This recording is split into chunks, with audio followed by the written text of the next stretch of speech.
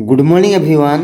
समस्त को मो भी शिक्षक है यूट्यूब चैनल रे बहुत बहुत स्वागत एवं अभिनंदन। आशा करुच्ची आपण समस्ते भलरे अछंती। तो आज रही आपण सीडीपी एंड पेडागोजी बछा बछा इंपोर्टेंट प्रश्न सब जहाँकि आपणकर ओटीटी एग्जाम बहुत हेल्पफुल रहिबो। तो लर्नर्स जो मैंने चैनल प्रथम थर विजिट कर चैनल टी सब्सक्राइब करके बेल आइकन को प्रेस करदेवे जहाँफल आगक आसुवा प्रत्येक वीडियो नोटिफिकेशन सर्वप्रथमे आपण पाक पहुँच। आमर व्हाट्सएप ग्रुप और टेलीग्राम ग्रुप रे डेली फ्री ऑफ कॉस्ट रे मॉक टेस्ट चलुची। जो मैंने डेली फ्री ऑफ कॉस्ट रे मॉक टेस्ट देवाई इंटरेस्टेड अच्छी से यही वीडियो डिस्क्रिप्शन रे दिया लिंक पर क्लिक करके फ्री ऑफ कॉस्ट रे मॉक टेस्ट देवार सुजोग नहीं पारे। ठीक अच्छे, तो चलतु आउ डेरी नक क्लास टी आरंभ करिया। देखो बोले प्रथम प्रश्न, बौद्धिक विकास अन्य नाम कौन? बौद्धिक विकास अन्य नाम कौन बेले नैतिक विकास, भाषागत विकास, आवेगिक विकास ना ज्ञानात्मक विकास? कौन हम राइट आंसर? बौद्धिक विकास अन्य नाम होउची ऑप्शन डी ज्ञानात्मक विकास। ठीक अच्छे, ऑप्शन डी हो राइट आंसर ज्ञानात्मक विकास। नेक्स्ट क्वेश्चन नंबर 2, निम्नलिखित मध्यरु केउटी विकासर एक दिग? निम्नलिखित मध्यरु केउटी एक विकासर दिग? ऑप्शन ए शारीरिक, ऑप्शन बी मानसिक, ऑप्शन सी आवेगिक, ऑप्शन डी उपरोक्त समस्त? कौन हम राइट आंसर? निम्नलिखित मध्यरु केउटी एक विकासर एक दिग? ऑप्शन डी उपरोक्त समस्त। ठीक अच्छे, शारीरिक, मानसिक, आवेगिक ए समस्त हो कौन बेले गोटे गोटे विकासर दिग, तेणु ऑप्शन डी हो राइट आंसर उपरोक्त समस्त। नेक्स्ट क्वेश्चन नंबर 3, शिशुर केउ विकासर पृष्ठभूमि उपरे अन्यान्य विकास घटी थाए? शिशुर केउ विकासर पृष्ठभूमि उपरे अन्यान्य विकास घटी थाए? ऑप्शन ए शारीरिक विकास, ऑप्शन बी मानसिक विकास, ऑप्शन सी सामाजिक विकास, ऑप्शन डी नैतिक विकास? कौन हम राइट आंसर? ऑप्शन ए शारीरिक विकास। ठीक अच्छे, ऑप्शन ए हो राइट आंसर शिशुर शारीरिक विकास पृष्ठभूमि उपरे अन्यान्य विकास घटी थाए। ठीक अच्छे। नेक्स्ट क्वेश्चन नंबर 4, शिशु मानकर बौद्धिक विकास उपरे गवेषणा करथिबा मनोवैज्ञानिक नाम कौन? शिशु मानकर बौद्धिक विकास उपरे गवेषणा करथिबा मनोवैज्ञानिक नाम कौन बेले जीन पियाजे, हरलक, लॉरेंस कॉलबर्ग? कौन से नुहे? कौन हम राइट आंसर? शिशु मानकर बौद्धिक विकास उपरे गवेषणा करथिबा मनोवैज्ञानिक नाम होउछि ऑप्शन ए जीन पियाजे हैला, ऑप्शन ए हो right answer. Next question number 5, बौद्धिक विकासर प्रथम पर्याय को कौन कहा जाए? बौद्धिक विकासर प्रथम पर्याय को कौन कहा जाए? प्राक संकाचधर्मी पर्याय, ऑप्शन बी स्थूल संकाचधर्मी पर्याय, ऑप्शन सी विमूर्त संकाचधर्मी पर्याय, ऑप्शन डी संवेदन कारक पर्याय? कौन हम राइट आंसर? ऑप्शन डी संवेदन कारक पर्याय है, ऑप्शन डी हो राइट आंसर। बौद्धिक विकास प्रथम पर्याय को कौन कह पिले ना संवेदन कारक पर्याय, मन रखे पिले। ठीक अच्छे, ऑप्शन डी हो right answer. Next question number 6, शैशव अवस्थार बयस सीमा केते? शैशव अवस्थार बयस सीमा केते? जन्मरू 1 वर्ष, जन्मरू 2 वर्ष, जन्मरू 5 वर्ष ना जन्मरू 6 वर्ष? कौन हम राइट आंसर? शैशव अवस्थार बयस सीमा होउछि जन्मरू 2 वर्ष। ठीक अच्छे, ऑप्शन बी हो राइट आंसर जन्मरू 2 वर्ष। नेक्स्ट क्वेश्चन नंबर 7, निम्नलिखित केउटी पर्यवेक्षण प्रणाली सोपान नुहे? निम्नलिखित केउटी पर्यवेक्षण प्रणाली सोपान नुहे? ऑप्शन ए सिद्धांत निरूपण, ऑप्शन बी फलाफल प्रयोग, ऑप्शन सी तथ्य विश्लेषण, ऑप्शन डी प्रासंगिक तथ्य संग्रह? कौन हम राइट आंसर? ऑप्शन बी फलाफल प्रयोग है, ऑप्शन बी हो राइट आंसर फलाफल प्रयोग पर्यवेक्षण प्रणाली एक सोपान नुहे है। नेक्स्ट क्वेश्चन नंबर 8, देख पिले अन्य जने हसिले बा कांदिले आमे हसु बा कांदू? अन्य जने हसिले बा कांदिले आमे हसु बा कांदू, यह निम्नलिखित केउ प्रकार अनुकरण? ऑप्शन ए अज्ञात, ऑप्शन बी क्रियात्मक, ऑप्शन सी अर्थहीन ना ऑप्शन डी सहानुभूति सूचक? कौन हम राइट आंसर? क्यों प्रकार अनुकरण बेले ऑप्शन डी सहानुभूति सूचक है। ऑप्शन डी हो राइट आंसर सहानुभूति सूचक अनुकरण। ठीक अच्छे। नेक्स्ट क्वेश्चन नंबर 9 निम्नलिखित केउटी एक दृश्य श्राव्य उपकरण। निम्नलिखित केउटी एक दृश्य श्राव्य उपकरण। Option A radio, option B television, option C gramophone, option D photograph. कौन हम right answer? Option B television. Television एक दृश्य श्राव्य उपकरण। नेक्स्ट क्वेश्चन नंबर 10 विद्यालयर मानवीय परिवेश पई निम्नलिखित केउं संपर्कटी अलगा। विद्यालयर मानवीय परिवेश पई निम्नलिखित केउं संपर्कटी अलगा। ऑप्शन ए शिक्षार्थी शिक्षक संपर्क, ऑप्शन बी विद्यालय गोष्ठी संपर्क, ऑप्शन सी शिक्षार्थी शिक्षार्थी संपर्क ना ऑप्शन डी पितामाता अभिभावक गोष्ठी संपर्क। कौन हम राइट आंसर? ऑप्शन डी पितामाता अभिभावक गोष्ठी संपर्क है। ऑप्शन डी हो राइट आंसर। ठीक अच्छे। नेक्स्ट क्वेश्चन नंबर 11 निम्नलिखित केउटी शिक्षण उपाय नुहे। निम्नलिखित केउटी शिक्षण उपाय नुहे। ऑप्शन ए अनुकरण, ऑप्शन बी परिपक्वन, ऑप्शन सी परीक्षण, ऑप्शन डी पर्यवेक्षण। कौन हम राइट आंसर? शिक्षण एक उपाय नुहे केउटा पिले? ऑप्शन बी परिपक्वन है। ऑप्शन बी हो राइट आंसर परिपक्वन। नेक्स्ट क्वेश्चन नंबर 12 केउटी शिक्षार्थीर मानसिक गुणावली नुहे। निम्नलिखित मध्यरु केउटी शिक्षार्थीर मानसिक गुणावली नुहे।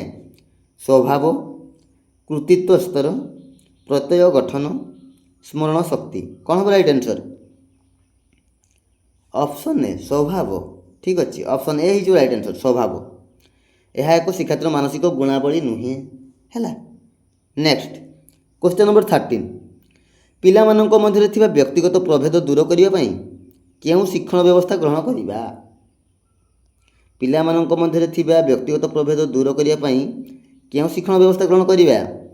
प्रति पिलार दक्षता और सामर्थ्य निरूपण, ऑप्शन बी शिक्षण रे पछुआ पिलांक स्वतंत्र दृष्टि, ऑप्शन सी निजस्व बेगर शिक्षा व्यवस्था, ऑप्शन डी उपरोक्त समस्त। कौन हम राइट आंसर? ऑप्शन डी उपरोक्त समस्त। ठीक अच्छे। ऑप्शन डी हो राइट आंसर प्रति पिलार दक्षता और सामर्थ्य निरूपण करिबा, शिक्षण रे पछुआ पिलांक स्वतंत्र दृष्टि आ निजस्व बेगर शिक्षा व्यवस्था ए समस्त शिक्षण व्यवस्था ग्रहण करिबा दरकार है। कौन पाई ना पिलामानंक मध्य थिबा व्यक्तिगत प्रभेद दूर करिया पाई। ठीक अच्छे। तेणु ऑप्शन डी हो राइट आंसर उपरोक्त समस्त। नेक्स्ट क्वेश्चन नंबर 14 देख पिले प्रयत्न प्रमाद शिक्षण प्रवर्तक किए। प्रयत्न प्रमाद शिक्षण प्रवर्तक किए? स्किनर, जीन पियाजे ना थर्नडाइक ना गेट्स। कौन हम right answer? Option C Thorndike है। ऑप्शन सी हो राइट आंसर थर्नडाइक। प्रयत्न प्रमाद शिक्षण प्रवर्तक होउछंती थर्नडाइक। नेक्स्ट क्वेश्चन नंबर 15 परीक्षण द्वारा निम्न केउं प्रक्रिया और कौशल शिक्षार्थी शिक्षा करिथाए। परीक्षण द्वारा निम्न केउं प्रक्रिया और कौशल शिक्षार्थी शिक्षा करिथाए। तर्क करिबा ना अनुकल्पना करिबा ना पर्यवेक्षण तुलना और विभागीकरण करिबा ना उपरोक्त समस्त। कौन हम राइट आंसर? उपरोक्त समस्त। ऑप्शन डी हो राइट आंसर। ठीक अच्छे उपरोक्त समस्त। नेक्स्ट क्वेश्चन नंबर 16 केउं शिक्षार्थी मानक पई समृद्धिमूलक शिक्षादान दिया जाए। केउं शिक्षार्थी मानक पई समृद्धिमूलक शिक्षादान दिया जाए। ऑप्शन ए आगुआ शिक्षार्थी मानक पई ना पछुआ ना ऑप्शन सी अति आगुआ ना ऑप्शन डी मध्यम।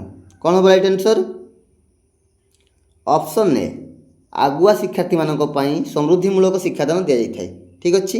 ऑप्शन ए हो right answer. Next question number 17 मागणा और बाध्यतामूलक शिक्षा निमंते शिशु मानकु अधिकार अधिनियम केबे प्रचलन करा। मागणा और बाध्यतामूलक शिक्षा निमंते शिशु मानकु अधिकार अधिनियम केबे प्रचलन करा। कौन हम राइट आंसर पिले?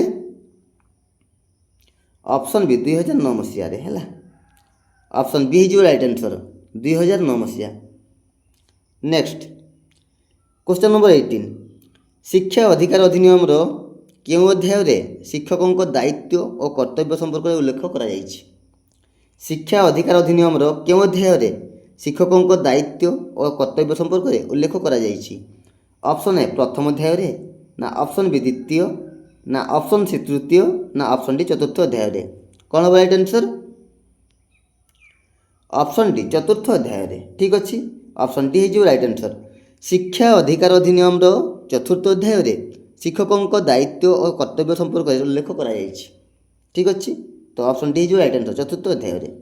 ନେକ୍ସଟ କ୍ୱେଶ୍ଚନ୍ ନମ୍ବର 19 ଦେଖ ପିଲେ, ପ୍ରତିବର୍ଷ ଶିକ୍ଷକ ଷଷ୍ଠରୁ ଅଷ୍ଟମ ଶ୍ରେଣୀ ପର୍ଯ୍ୟନ୍ତ ପିଲାଙ୍କୁ କେତେ ସମୟ ଶିକ୍ଷଣ ଶିକ୍ଷାଦାନ କାର୍ଯ୍ୟ ପାଇଁ ବିନିଯୋଗ କରିବା ଆବଶ୍ୟକ? ପ୍ରତିବର୍ଷ ଶିକ୍ଷକ ଷଷ୍ଠରୁ ଅଷ୍ଟମ ଶ୍ରେଣୀ ପର୍ଯ୍ୟନ୍ତ ପିଲାଙ୍କୁ କେତେ ସମୟ ଶିକ୍ଷଣ ଶିକ୍ଷାଦାନ କାର୍ଯ୍ୟ ପାଇଁ ବିନିଯୋଗ କରିବା ଆବଶ୍ୟକ? କ'ଣ ହେବ right answer? Option B. Option B ହେଇଯିବ ରାଇଟ୍ ଆନ୍ସର୍, 1000 ଘଣ୍ଟା ସମୟ। ଠିକ୍ ଅଛି, ନେକ୍ସଟ କ୍ୱେଶ୍ଚନ୍ ନମ୍ବର 20, ଶିକ୍ଷାଦାନ ଓ ଶିକ୍ଷଣ ପ୍ରକ୍ରିୟାର ଦିଗଗୁଡ଼ିକ କ'ଣ କ'ଣ? ଶିକ୍ଷାଦାନ ଓ ଶିକ୍ଷଣ ପ୍ରକ୍ରିୟାର ଦିଗଗୁଡ଼ିକ କ'ଣ କ'ଣ ପିଲେ? ଶିକ୍ଷଣ ପରିସ୍ଥିତି, ନା ଶିକ୍ଷାର୍ଥୀର ଗୁଣାବଳୀ, ନା ସହାୟକ ଉପାଦାନ, ନା ଅପସନ୍ ଡି ଉପରୋକ୍ତ ସମସ୍ତ? କ'ଣ ହେବ ରାଇଟ୍ ଆନ୍ସର୍? ଅପସନ୍ ଡି ଉପରୋକ୍ତ ସମସ୍ତ। ଶିକ୍ଷାଦାନ ଓ ଶିକ୍ଷଣ ପ୍ରକ୍ରିୟାର ଦିଗଗୁଡ଼ିକ ହେଉଛି ଶିକ୍ଷଣ ପରିସ୍ଥିତି, ଶିକ୍ଷାର୍ଥୀର ଗୁଣାବଳୀ, ସହାୟକ ଉପାଦାନ, ଏ ସମସ୍ତ ହେଇଯିବ କ'ଣ? ଶିକ୍ଷାଦାନ ଓ ଶିକ୍ଷଣ ପ୍ରକ୍ରିୟାର ଗୋଟେ ଗୋଟେ ଦିଗ। ଠିକ୍ ଅଛି, ତ ଉପରୋକ୍ତ ସମସ୍ତ ଅପସନ୍ ଡି ହେଇଯିବ ରାଇଟ୍ ଆନ୍ସର୍। ଠିକ୍ ଅଛି, ନେକ୍ସଟ କ୍ୱେଶ୍ଚନ୍ ନମ୍ବର 21, ପ୍ରାଥମିକ ବିଦ୍ୟାଳୟରେ 2 ଜଣ ଶିକ୍ଷକଙ୍କ ପାଇଁ କେତେ ଜଣ ଶିକ୍ଷାର୍ଥୀ ରହିଥାନ୍ତି? ପ୍ରାଥମିକ ବିଦ୍ୟାଳୟରେ 2 ଜଣ ଶିକ୍ଷକଙ୍କ ପାଇଁ କେତେ ଜଣ ଶିକ୍ଷାର୍ଥୀ ରହିଥାନ୍ତି? ଅପସନ୍ ଏ 40 ଜଣ ଶିକ୍ଷାର୍ଥୀ, ନା ଅପସନ୍ ବି 30 ଜଣ, ନା ଅପସନ୍ ସି 35 ଜଣ, ନା ଅପସନ୍ ଡି 45 ଜଣ ଶିକ୍ଷାର୍ଥୀ? କ'ଣ ହେବ ରାଇଟ୍ ଆନ୍ସର୍? ଅପସନ୍ ସି 35 ଜଣ ଶିକ୍ଷାର୍ଥୀ ହେଲା। ଅପସନ୍ ସି ହେଇଯିବ ରାଇଟ୍ ଆନ୍ସର୍। ପ୍ରାଥମିକ ବିଦ୍ୟାଳୟରେ 2 ଜଣ ଶିକ୍ଷକଙ୍କ ପାଇଁ 35 ଜଣ ଶିକ୍ଷାର୍ଥୀ ରହିଥାନ୍ତି। ଠିକ୍ ଅଛି, ମନେ ରଖିବ। ନେକ୍ସଟ କ୍ୱେଶ୍ଚନ୍ ନମ୍ବର 22, ଗୁଣାତ୍ମକ ଶିକ୍ଷଣର କେନ୍ଦ୍ରବିନ୍ଦୁ କିଏ? ଗୁଣାତ୍ମକ ଶିକ୍ଷଣର କେନ୍ଦ୍ରବିନ୍ଦୁ କିଏ ପିଲେ? ଶିକ୍ଷକ, ନା ଶିକ୍ଷାର୍ଥୀ, ନା ପିତାମାତା, ନା ଉପରୋକ୍ତ ସମସ୍ତ? କ'ଣ ହେବ ରାଇଟ୍ ଆନ୍ସର୍? ଗୁଣାତ୍ମକ ଶିକ୍ଷଣର କେନ୍ଦ୍ରବିନ୍ଦୁ ହେଉଛନ୍ତି ଶିକ୍ଷାର୍ଥୀ। ମନେ ରଖିବ ପିଲେ। ଠିକ୍ ଅଛି, ଅପସନ୍ ବି ହେଇଯିବ ରାଇଟ୍ ଆନ୍ସର୍। ଗୁଣାତ୍ମକ ଶିକ୍ଷଣର କେନ୍ଦ୍ରବିନ୍ଦୁ ହେଉଛନ୍ତି ଶିକ୍ଷାର୍ଥୀ ହେଲା। ନେକ୍ସଟ କ୍ୱେଶ୍ଚନ୍ ନମ୍ବର 23, ଶିକ୍ଷା ଅଧିକାର ଅଧିନିୟମର କେଉଁ ଧାରା ଅନୁଯାୟୀ ଶିକ୍ଷକମାନେ ଶିଶୁକୁ ଶାରୀରିକ ଓ ମାନସିକ ନିର୍ଯାତନା ଦେଇପାରିବେ ନାହିଁ? ଶିକ୍ଷା ଅଧିକାର ଅଧିନିୟମର କେଉଁ ଧାରା ଅନୁଯାୟୀ ଶିକ୍ଷକମାନେ ଶିଶୁକୁ ଶାରୀରିକ ଓ ମାନସିକ ନିର୍ଯାତନା ଦେଇପାରିବେ ନାହିଁ? କ'ଣ ହେବ ରାଇଟ୍ ଆନ୍ସର୍? ଅପସନ୍ ବି 17(1) ଧାରା ହେଲା। ଅପସନ୍ ବି ହେଇଯିବ ରାଇଟ୍ ଆନ୍ସର୍। ଶିକ୍ଷା ଅଧିକାର ଅଧିନିୟମର 17(1) ଧାରା ଅନୁଯାୟୀ ଶିକ୍ଷକମାନେ ଶିଶୁକୁ ଶାରୀରିକ ଓ ମାନସିକ ନିର୍ଯାତନା ଦେଇପାରିବେ ନାହିଁ। ମନେ ରଖିବେ ପିଲେ। ନେକ୍ସଟ କ୍ୱେଶ୍ଚନ୍ ନମ୍ବର 24, ମୌଳିକ ଜ୍ଞାନ ସଂଗଠନବାଦର ପ୍ରମୁଖ ପ୍ରବକ୍ତା କିଏ? ମୌଳିକ ଜ୍ଞାନ ସଂଗଠନବାଦର ପ୍ରମୁଖ ପ୍ରବକ୍ତା କିଏ ପିଲେ? ଥର୍ଣ୍ଡାଇକ୍, ନା ଜିନ୍ ପିଆଜେ, ନା ବାଇଗସ୍କି, ନା ଭନ୍ ଗ୍ଲାସରଫେଲ୍ଡ? କ'ଣ ହେବ ରାଇଟ୍ ଆନ୍ସର୍? ମୌଳିକ ଜ୍ଞାନ ସଂଗଠନବାଦର ପ୍ରମୁଖ ପ୍ରବକ୍ତା ହେଉଛନ୍ତି ଭନ୍ ଗ୍ଲାସରଫେଲ୍ଡ ହେଲା। ଅପସନ୍ ଡି ହେଇଯିବ ରାଇଟ୍ ଆନ୍ସର୍, ଭନ୍ ଗ୍ଲାସରଫେଲ୍ଡ। ମନେ ରଖିବେ ପିଲେ। ନେକ୍ସଟ କ୍ୱେଶ୍ଚନ୍ ନମ୍ବର 25 ଦେଖ ପିଲେ, ଶେଷ ପ୍ରଶ୍ନ, ସାମ୍ପ୍ରତିକ ଶିକ୍ଷା ବ୍ୟବସ୍ଥାରେ କାହାକୁ ଅଧିକ ଗୁରୁତ୍ୱ ଦିଆଯାଇଛି? ସାମ୍ପ୍ରତିକ ଶିକ୍ଷା ବ୍ୟବସ୍ଥାରେ କାହାକୁ ଅଧିକ ଗୁରୁତ୍ୱ ଦିଆଯାଇଛି? ଶିକ୍ଷାର୍ଥୀଙ୍କୁ, ନା ପାଠ୍ୟପୁସ୍ତକ, ନା ମୂଲ୍ୟାୟନ, ନା ଶିକ୍ଷକଙ୍କୁ? କ'ଣ ହେବ ରାଇଟ୍ ଆନ୍ସର୍? ଅପସନ୍ ଏ ଶିକ୍ଷାର୍ଥୀଙ୍କୁ ହେଲା। ସାମ୍ପ୍ରତିକ ଶିକ୍ଷା ବ୍ୟବସ୍ଥାରେ କାହାକୁ ଅଧିକ ଗୁରୁତ୍ୱ ଦିଆଯାଇଛି? ନା ଅପସନ୍ ଏ ଶିକ୍ଷାର୍ଥୀଙ୍କୁ ହେଲା। ଅପସନ୍ ଏ ହେଇଯିବ ରାଇଟ୍ ଆନ୍ସର୍। ମନେ ରଖିବ। ନେକ୍ସଟ ଦେଖ ପିଲେ, ଆପଣମାନଙ୍କ ପାଇଁ ରହିଲା କମେଣ୍ଟ ୱାର୍କ। ଆଉ ପ୍ରଶ୍ନଟି ରହିଛି, କିଏ ଶିକ୍ଷଣ ପାଇଁ ଏକ ପ୍ରମୁଖ ମାଧ୍ୟମ? କିଏ ଶିକ୍ଷଣ ପାଇଁ ଏକ ପ୍ରମୁଖ ମାଧ୍ୟମ? ତ ଏ ପ୍ରଶ୍ନର ସଠିକ୍ ଆନ୍ସର୍ କ'ଣ ହେବ ତାହା ଆପଣମାନେ କମେଣ୍ଟ ସେକ୍ସନରେ ଲେଖି ଜଣାଇବେ। ଆଉ ଆପଣଙ୍କର ଆଉଟ୍ ଅଫ୍ 25 ମାର୍କସ୍ କେତେ ରଖିଛନ୍ତି ତାହା ମଧ୍ୟ କମେଣ୍ଟ ସେକ୍ସନରେ ଲେଖି ଜଣାଇବେ। ଠିକ୍ ଅଛି, ତ ଆଉ ଗୋଟେ ନୂଆ ଭିଡ଼ିଓ ଦେଖା ହେବା। ସେ ପର୍ଯ୍ୟନ୍ତ ରହୁଛି। ଧନ୍ୟବାଦ। ଜୟ ଜଗନ୍ନାଥ।